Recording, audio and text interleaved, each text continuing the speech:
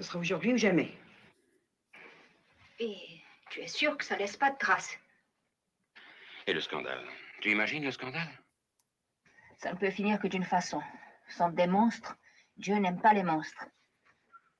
Oh, j'ai la tête qui éclate, moi. Je vis une histoire de fou. Ce n'est pas une histoire de fou, c'est une histoire diabolique. Qui est là? Allô, allô? Qui est là? Répondez, nom de Dieu!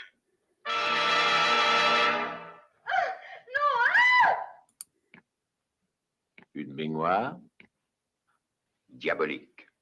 Un costume d'homme, diabolique. Une malle en osier, diabolique. Une piscine. Qui l'a enfoncé sous l'eau?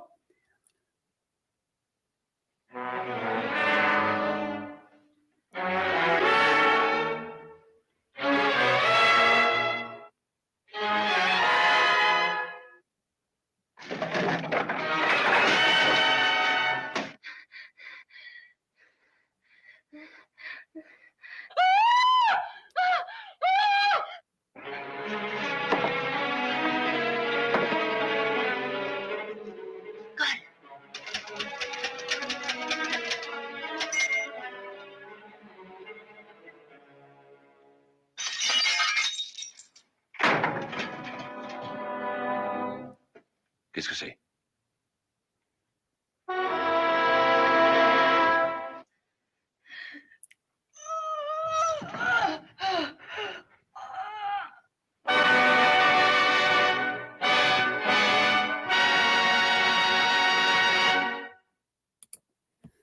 Good morning, everybody. Welcome to day 17 of 31 Days of Monsters.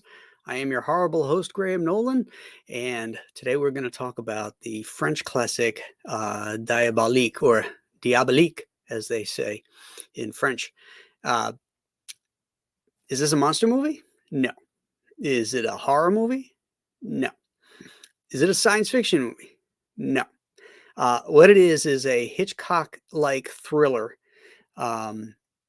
that is really well done. This is an amazing film. I've been lucky that I'd never seen it before.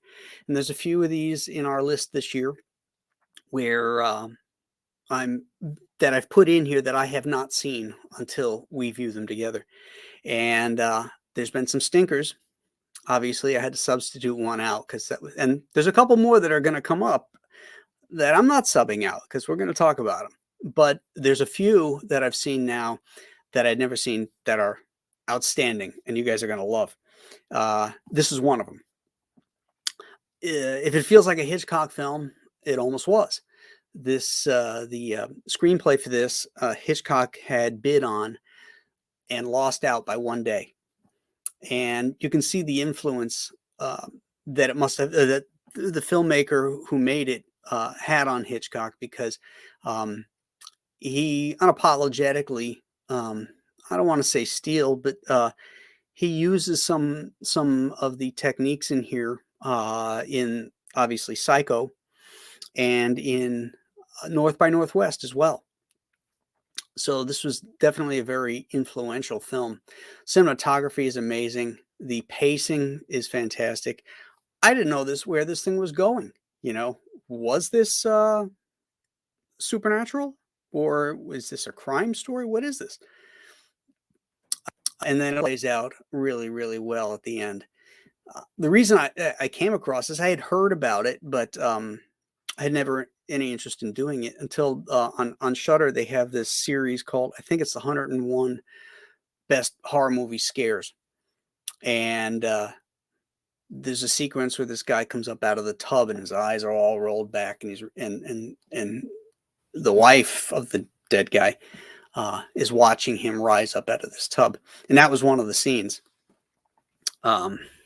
If you haven't seen the movie, I'm not going to ruin what that scene means, but definitely watch it because it's really great. The woman who plays the wife in this is actually the wife of the director. She only made like 3 films, And it's interesting, or kind of weird. Her character has a heart problem, heart condition. And the actress herself only lived till 46. I mean, this movie was made in 1955, and she was dead by 1960 from a heart attack. So that's kind of weird. What else?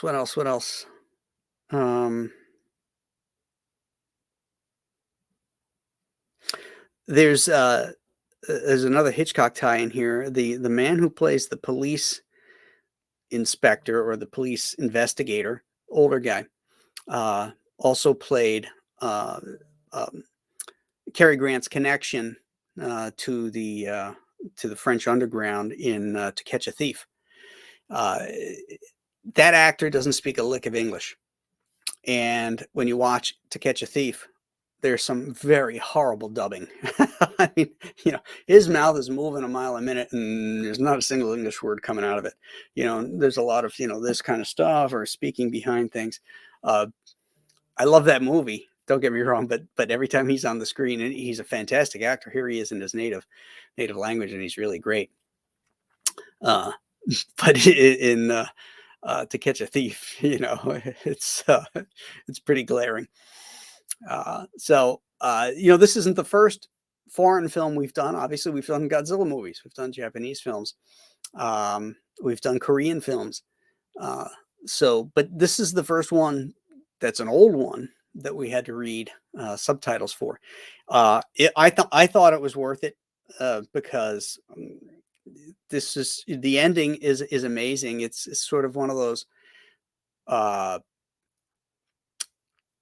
ambiguous endings, how they leave you with it. And I'm not going to say any more about that because I want you guys to watch it. I saw it on HBO Max, and you can watch it there too, because and it's probably streaming elsewhere. You might even be able to get it on YouTube, and you could certainly rent it. That trailer was a Criterion collection, so it could even be on the Criterion channel. I don't know. Let's interrupt this show with a very important $5 super chat message from Willie Wankanobi. Good morning. Any word on when Joe Frankenstein 2 will ship out? It's been shipping out, Willie. Julie had started that a couple weeks ago. We had to take a break last week because I had surgery, but she started back in shipping again yesterday. So packages are going out again. So the first level that got out, of course, was the signups. So if everybody who was on the early bird sign up, all their packages are always go out first. After that, the next level is the double troubles. After that's the Nolan cover, and the last one to ship will be the variant cover. Well, actually, technically, the last one to ship will be the CGC, because that just takes longer to process. As far as CGC ones go, Chuck and I have signed them all. He'll be bringing them over to CGC probably Monday, and then they'll start their process, ship them back to us, and then we'll begin distributing them from there. So I hope that answers your question. Thank you for that super chat. So let's say good morning to whoever is here. I wonder about these French films or these foreign films, what kind of interest there is in our hardcore fans here. So it doesn't seem like we have as big a crew here as we do on others. And I always find that interesting, is what movies people are more interested in coming in live to talk about, no matter what the quality level is. Maybe because it's older, maybe because it's French. I don't know. But anyway, let's say good morning to Cigar Gangster, JDC, Leg Kick 1, Fearless Freep. And he laments the fact there had no monsters. Rob Fellows, he has a French quote, which I am not going to try and butcher, but I know it says something about the ghost of Matacumba Key. So thank you, Rob. Revan Saber is here. He says, good morning, everybody. JP Roca and his eternal question, what's good? Master Baker 78.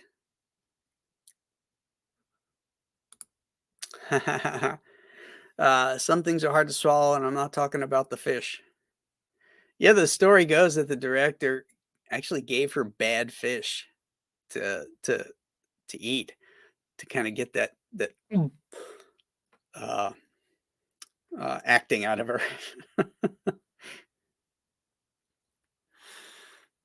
Marcus Killigrew says, hail all, he will be driving. Okay, Jake Blues. Faye. Oh, Rob Fellows says his version did not have subtitles. Well, maybe in England they expect you to speak French. I don't know. Johnny Rando says, great choice. The Sharon Stone remake doesn't quite cut it. Jeez, I didn't know they made a remake with her.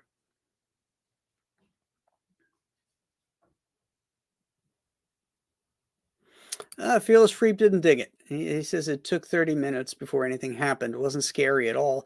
Interesting, twisty ending, but it was a slog for me. Gee, I thought it was filled with tension.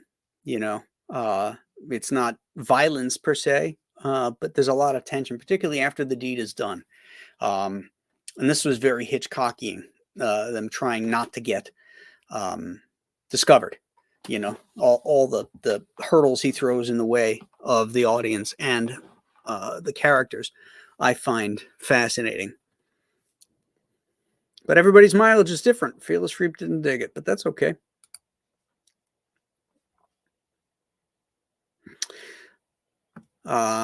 So you didn't have to pay for it, which is good, since you didn't like it. So it's on Plex. Okay.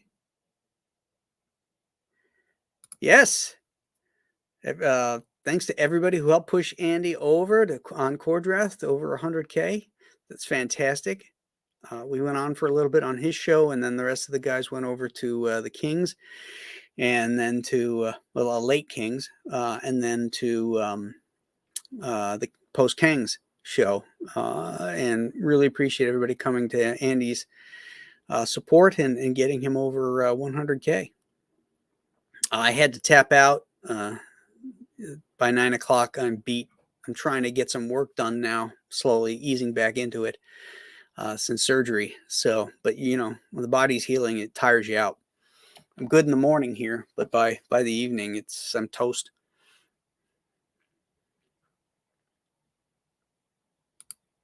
So that's why I haven't been on Kings. I'm hoping to resume my regular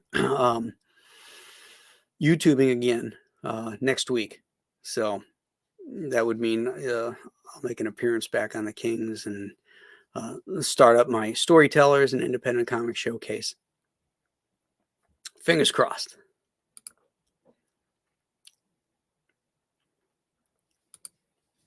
And your trust will not be misplaced, my friend.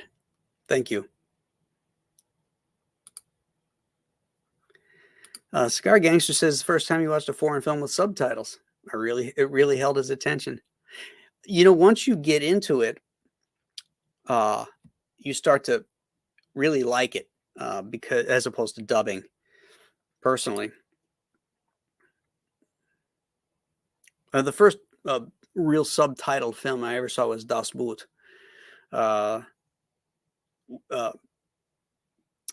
at the theater, and it had subtitles. And after a few minutes, I was totally in, and that was a great film.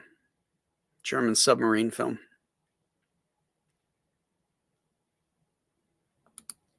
Johnny Randall says, see it, be amazed by it, but be quiet about it. Original poster tagline believed to be the first anti-spoiler plea in cinema history. Yeah, another thing that Hitchcock kind of borrowed. He did the same thing with Psycho.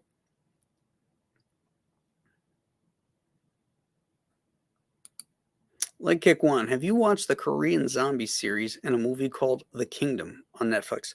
Nope, I have not. We're about zombied out this season, that's for sure. But, there's plenty of stuff for next year's list.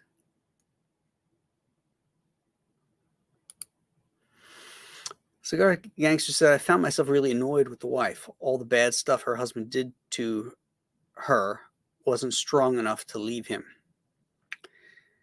Oh, I don't know. We do see him forcibly force sex upon her. It's almost a rape scene.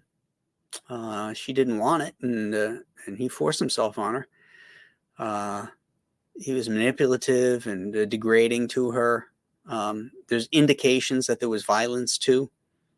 Well, no indication. We see him slap her too. So, I mean, is there any justification to kill another human being like that? Because, she had other options. She could have gone to the lawyer. She could have filed for divorce, all of that stuff. But that would have been a much more boring movie.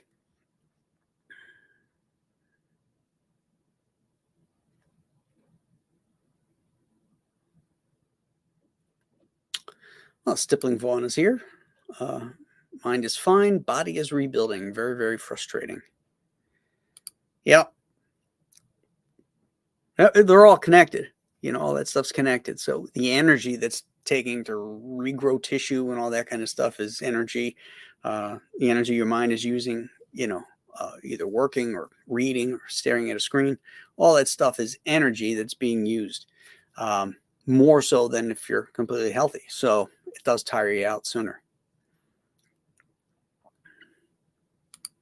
Jeff Butler says, I've not seen Diabolique yet, but the foreign film I've seen the most is City of God. Not a horror, but it is fantastic. Pulp fiction-like storytelling for those interested. Okay, there you go. You got a thumbs up on that one. Guy Dorian is here. Hey, Guy. Sup all. Hope everyone is doing well. Love this every year. Well, we appreciate you coming in. Okay, tomorrow. Well, speaking of zombies, I think, let me just make sure this is the last one we have. Yeah. Well, there's, you could make a case for some of the zombie-like creatures. We have Overlord. We've got Nazis and zombies and army men in World War II. So that's what we're going to be talking about tomorrow. There's one coming up I really urge you guys to see. I watched it yesterday, and it's coming up on day 23. It's called The Autopsy of Jane Doe. See it. That's one I had never seen before, and I watched it yesterday. I tried to watch when Julie was at the office shipping yesterday, and so when I was resting, I try to put movies on that I know she's not going to want to watch because they're too gory for her. She likes classic monsters and stuff like that. But if there's any kind of gore or freakiness, she's not into that. So that was one I wanted to make sure I got to before we got to the date. And yeah, it's not Julie approved, but it's good. It's good. All right. So that's it tomorrow, gang. We're going to talk about Overlord, and hope you enjoyed this one. And if you haven't seen it, go out and check it. Yeah, it's not traditionally a monster movie, but it falls into the thriller. So we'll see you tomorrow. You know what? I think we're going to go back to 8 o'clock tomorrow. I've been waking up my usual time now, which is 6, which gives me plenty of time to prep and get going. Today I found myself hanging around waiting for 9 o'clock to come. So back to our regular schedule, 8 a.m. tomorrow. Thanks, everybody, and we will see you then. Okay, bye-bye.